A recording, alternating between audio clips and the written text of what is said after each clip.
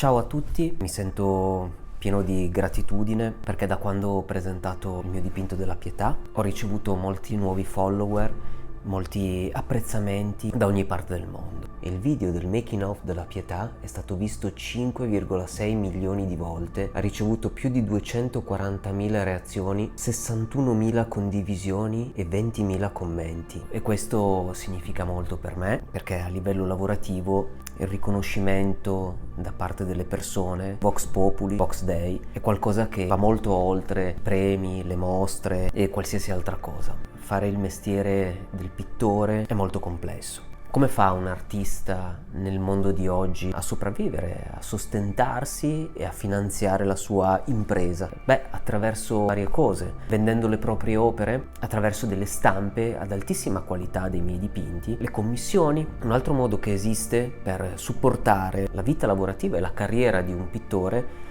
è questa piattaforma che si chiama Patreon, che prevede un sistema di abbonamento che io ho fissato in 5 euro al mese. Si può davvero sostenere tutto quanto il lavoro che io sto cercando di fare come pittore e di portare avanti per lasciare anche qualcosa dopo che non esisterò più. Su questa piattaforma ci si può abbonare e che cosa si ottiene in cambio? Dei contenuti molto speciali.